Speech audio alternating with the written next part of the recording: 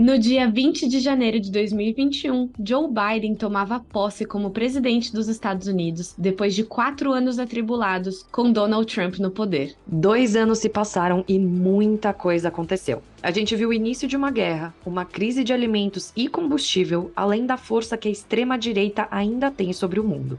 E nesse meio tempo, a popularidade de Biden segue extremamente baixa. Segundo uma pesquisa feita pela Reuters e Ipsos, Biden entra nesse terceiro ano de mandato com apenas 40% de aprovação dos americanos. Um pouco melhor do que os 36% que vimos no ano passado. Nesse episódio, a gente vai te contar o que aconteceu nesses 2 anos, o que mudou e o que não mudou, e o que a gente pode esperar para o futuro dos Estados Unidos. Então bora para esse episódio que tá demais. Eu sou a Andressa Isfer. E eu sou Elizabeth Matravolg. E esse é o Papo de Inter. De notre volonté. Make America great again. Con que se sueños en marcha. Actitud muito produto. Estado de alarma en toda España. We did it, Joe. Nesse episódio, a gente vai fazer uma coisa diferente. Dessa vez, a gente vai começar pelo final e não pelo começo, que é como a gente sempre faz. Isso porque, de cara, a gente já precisa te explicar a mais recente crise relacionada a Joe Biden. E bota a crise nisso. O caso tá bombando na mídia esses dias, mas começou lá em novembro. Basicamente, documentos sigilosos e secretos da época que o Biden era vice-presidente de Obama, lá em 2009 até 2017, foram encontrados em imóveis particulares do presidente dos Estados Unidos. Cerca de 10 documentos foram achados na casa de Biden no estado de Delaware e em um escritório onde funcionava o instituto dele e que ele usou até 2020, no ano da corrida presidencial em que ele saiu vitorioso. Como se não bastasse essa treta no final do ano passado, agora no dia 20 de janeiro desse ano, o Departamento de Justiça dos Estados Unidos encontrou mais 6 documentos confidenciais na casa de Biden em Wilmington, se é assim que se diz essa palavra, também no estado de Delaware. Esses documentos também fazem parte da época em que Biden era senador. Basicamente, esses documentos são informes sobre outros países, como a Ucrânia, Irã e Reino Unido. Mas assim, pode parecer um bando de papel perdido em escritório que não é usado, mas isso é extremamente grave e pode prejudicar e muito o futuro do governo dos Estados Unidos. Porque imagina só, se nesse papel tem alguma informação muito importante e isso vaza sobre outro país, pode rolar aquele processinho no Biden, pode enfraquecer muito a imagem dele por lá. E isso com certeza te faz lembrar do caso de Trump, que o FBI teve que fazer uma operação histórica para adquirir esses documentos na casa do ex-presidente na Flórida. Mas espera lá, vamos com calma. Porque os dois casos eles são muito parecidos, mas também são bem diferentes. No caso de Biden, o número de documentos encontrados até agora são pequenos. Já no caso de Trump, são mais de 300 documentos, com materiais que são ultra secretos, top secret mesmo, aquela coisa bem de filme americano. Mas a reação dos dois também foi extremamente diferente, como sempre, né? Como a gente pôde ver lá nas eleições de 2020. No caso de Biden, foram os próprios advogados que encontraram os documentos e notificaram a Casa Branca, que, por sua vez, avisou o Arquivo Nacional da existência dessas paradas aí. Tem uma lei lá nos Estados Unidos, desde 1978, que obriga os presidentes e os seus vices a enviarem e-mails, cartas e outros documentos de trabalho para esse arquivo depois que eles deixam o cargo. Já a galera do Trump não ajudou em quase nada e obrigou o FBI a fazer uma mega operação na casa do Trump em Mar-a-Lago, com uma intimação, helicópteros, agentes, aquele estardalhaço, para pegar mais de 30 caixas de documentos secretos. Depois dessa treta, o novo presidente da Câmara dos Representantes, Kevin McCarthy, pediu que o Congresso abrisse uma investigação contra o presidente. Biden tem imunidade por ser presidente e ainda não há prova nenhuma de que ele sabia da existência desses documentos na sua casa. Mas com certeza isso tem impacto político enorme e afeta principalmente o poder dele no Congresso, que está mais enfraquecido esse ano e a gente vai contar mais pra frente por quê. Ainda não se sabe muito sobre esse caso, mas a gente segue acompanhando aqui os desdobramentos dessa treta que pode piorar ainda mais a situação do Biden.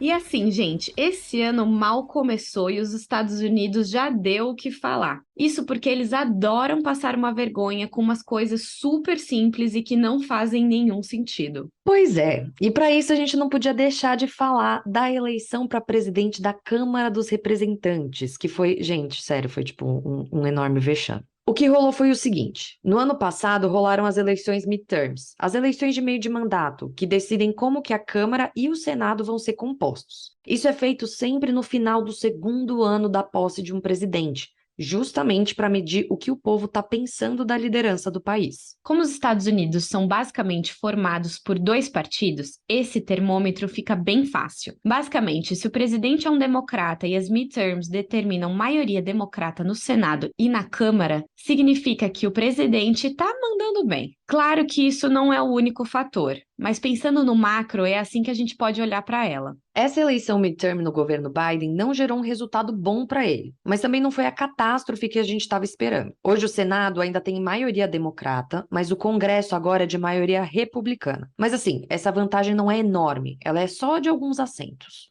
Durante a campanha, a galera estava falando que o Biden ia sofrer uma derrota enorme e em ambas as casas, o que não rolou. Ou seja, tá ruim, mas podia ser muito pior. E isso porque, se a casa é republicana, muito provavelmente os projetos de Biden não vão para frente e governar ficaria ainda mais difícil. A gente não pode esquecer que ano passado o Biden sofreu uma série de derrotas na Suprema Corte, que tem a maioria dos juízes republicanos, que tirou, por exemplo, a lei do aborto como uma medida federal e causou com os americanos. Se você quer saber mais, a gente tem um episódio explicando tudo isso, é o de número 47. Como rolou essa mudança lá no Congresso, que antes era de maioria democrata, a presidência da casa passa a ser republicana por ser a maioria. Acontece que votação, eleição não é o forte dos americanos. Numa vida normal, o partido estaria unido para votar em um único líder. Esse cara, no caso, era o Kevin McCarthy, que a gente falou lá no começo. Esse cara meio que esperava há anos para ter esse cargo e chegou lá achando que iria abalar o negócio. Acontece que dentro do partido tinha 20 carinhas ali de extremíssima direita, extremíssima direita. Uma galera que nem o próprio Trump é muito amigo e que causou durante 4 dias. Esse grupo, que cá entre nós basicamente não tem nada para fazer, resolveu empacar a eleição do McCarthy. Ou seja, o que era para ser uma votação virou 15 rodadas de votações.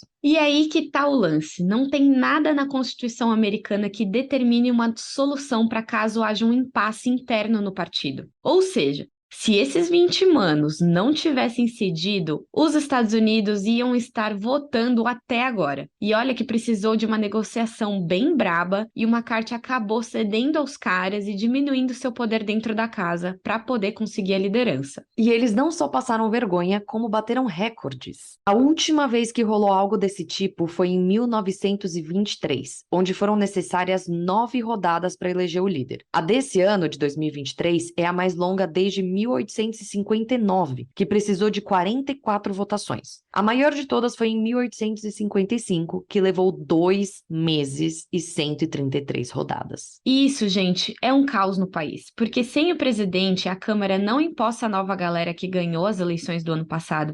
Não faz votações, não faz nada de nada. E isso impacta no Senado também, porque eles precisam do Congresso para basicamente seguir a vida do país. Ou seja, 2023 começou com 4 dias do país parado porque 20 manos doidos não tinham nada para fazer da vida e nem uma louça para lavar. Isso por si só já não ajuda em nada o Biden. Mas o McCarthy assumir significa também que ele pode bloquear as agendas de Biden, criando votações que deem prioridade às pautas republicanas na economia, energia e imigração, além de avançar em investigações contra Biden e seu governo. Lembra do lance dos documentos que a gente já comentou aqui? McCarthy já começou com essa parte. Sem falar que agora ele vira a terceira pessoa mais poderosa dos Estados Unidos, perdendo só para Biden e Kamala Harris, que é a vice do Biden. Agora é acompanhar esse novo desenho da política americana e ver como que Biden vai driblar essa galera para colocar os planos dele em prática.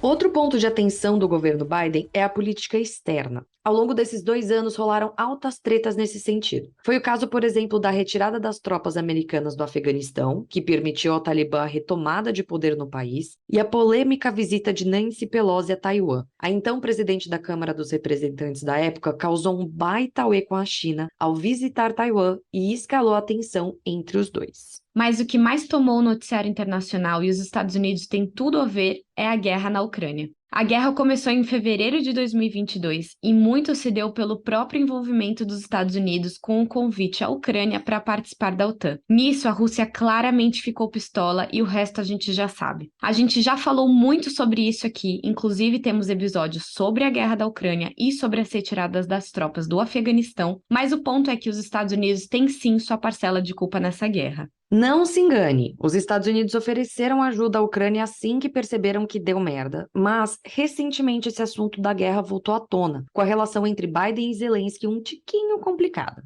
Isso porque os Estados Unidos já estavam colaborando com milhões de dólares e cá entre nós, eles não viam a hora da guerra acabar. Mas o ponto é que o Zelensky recusou qualquer tipo de negociação com a Rússia e continuou pedindo cada vez mais, não só para Biden, como para a União Europeia. E no finalzinho de dezembro de 2022, Zelensky visitou os Estados Unidos para um papo cara a cara com Biden. Em Washington, os dois anunciaram o apoio dos Estados Unidos no valor de mais de 9 bilhões de reais não dólares, para ajudar os ucranianos, além da doação de um sistema caríssimo de defesa aérea, sistemas de artilharia, tanques, veículos armados e munição. É importante reforçar que o Biden disse apoiar a Ucrânia em sua própria defesa e não para atacar a Rússia. Agora é esperar para ver o que os Estados Unidos vão de fato fazer com relação a essa guerra. Porque precisamos lembrar, já faz 1 ano disso tudo e não parece que vemos solução alguma tão cedo. Um outro ponto que também colocou o governo Biden na berlinda foi a sua visita à Arábia Saudita e a crise do petróleo. Fazendo um parênteses rápido, tudo isso também tem a ver com a guerra da Ucrânia. Os Estados Unidos, assim como a União Europeia, passaram por poucas e boas assim que estourou a guerra. Isso porque quem era um grande fornecedor de petróleo e gás natural para esses lugares? Sim, queridos, a Rússia. Então, ao apoiar a Ucrânia, isso significaria ter que boicotar a Rússia, o que significaria diminuir a importação desses materiais, o que significaria a crise energética e de combustíveis ao redor do mundo. Nisso tudo, o preço do barril do petróleo aumentou bastante. Só para ter um resumo, no caso da União Europeia, eles tiveram que buscar outras formas de conseguir gás natural e, enfim, é tema de todo um episódio que a gente já falou por aqui. Já no caso de Biden, ele foi pedir ajuda para ninguém mais e ninguém menos que a Arábia Saudita, que já fornecia petróleo para os Estados Unidos, mas que, segundo os Estados Unidos, estavam diminuindo a produção para poder manter o preço do barril bem alto e atrapalhar o boicote do mercado russo.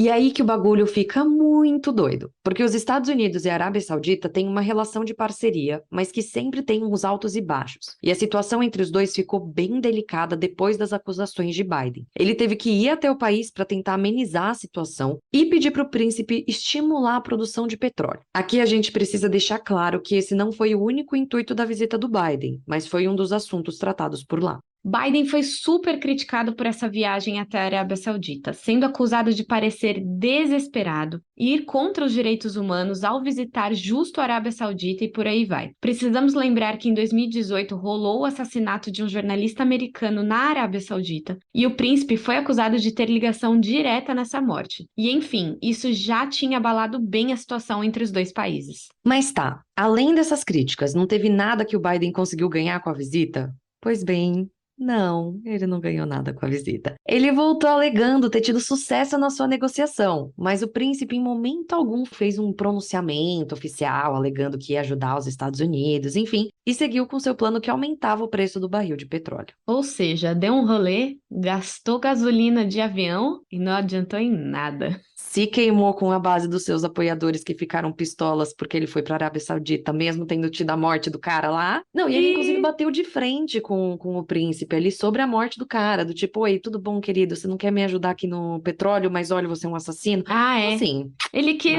ficar em cima do muro e não deu em nada, né? Passagem de avião continua bem cara. Eu e a Andressa acabamos de comprar uma, inclusive. Viagem do Papo de Inter, mas isso é um spoiler. Vem aí. E é isso.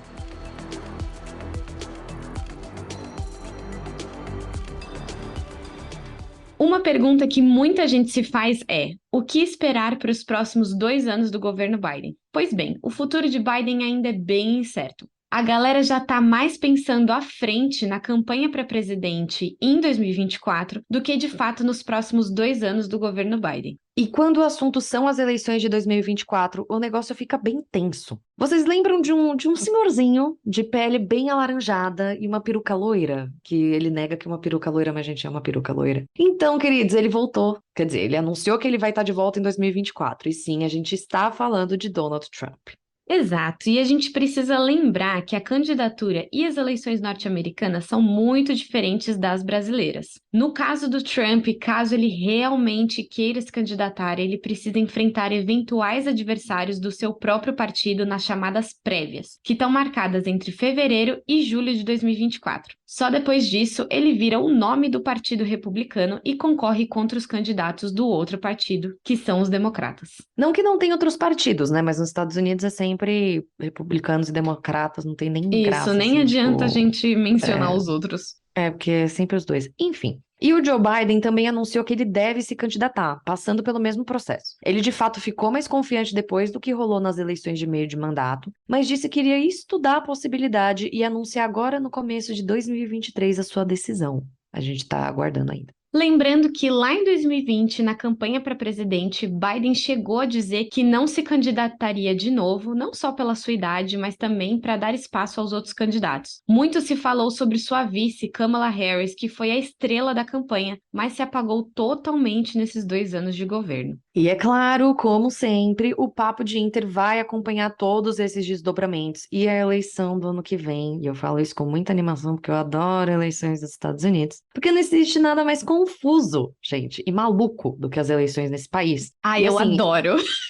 a sorte é que eu tenho Betinha, porque a Betinha gosta. Porque assim, gente, sério, pra mim é um nó na cabeça. Estados Unidos é com a Beth, deixa tudo na mão da Beth, Pra é mim isso parece aí. uma bela novela mexicana. Pelo amor de Deus, não. Pelo amor de Deus, é muito, muito longo esse processo. A gente não vai fazer cobertura ao vivo, não. Nem vem com essa, não. Eu nem falei sobre. Não, vai que você me Tá aí cuida da uma gente. Imagina a gente ideia. fazendo. Ah, pronto. A gente fazendo cobertura ao vivo das eleições dos Estados Unidos, pelo amor de Deus. Deixa lá Quem nos sabe. comentários do Instagram se vocês querem isso. Não, pelo amor de Deus. Quem sabe daqui a alguns anos e Me tal. Não a apoiem, de galera. 2024. A seguinte a gente pode conversar a respeito, que a gente vai estar mais, sabe, mais de boa com a situação. Porque, pelo amor de Deus. Então tá. É isso, gente. Só falando pra caramba, mas vamos encerrar esse bloco, que esse bloco já acabou.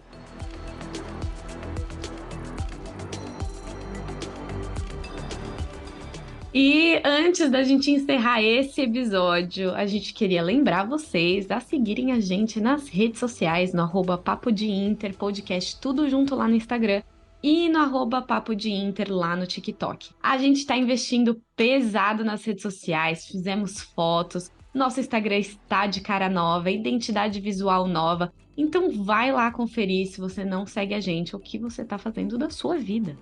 Adorei, pois é, gente, vai logo lá seguir, não fica perdendo tempo não. E antes, né, de encerrar também, a gente não podia deixar de pedir para vocês visitarem a nossa página na Aurelo e ouvirem os nossos episódios da Aurelo. Lá na Aurelo, enfim, é uma plataforma em que os criadores de conteúdo, vulgo eu e Betinha e outros criadores de conteúdo, são remunerados, assim, eles ganham um pequeno apoio a cada play que vocês escutam nesse aplicativo. Então, ouvir por lá ajuda muito a gente. Queria também deixar já o nosso agradecimento aos nossos apoiadores recorrentes, que ó, vocês são tudo pra gente, maravilhosos, e vocês nos ajudam muito. Mas entra lá no Aurelo, visita a nossa página, a gente tem vários planos de apoio, você pode ver o que faz sentido pra você, e é isso. Acho que falamos tudo, né, Betinha? Mais algum ponto? É isso, gente. Esperamos vocês sempre no próximo episódio. Até mais. Até mais, um beijo!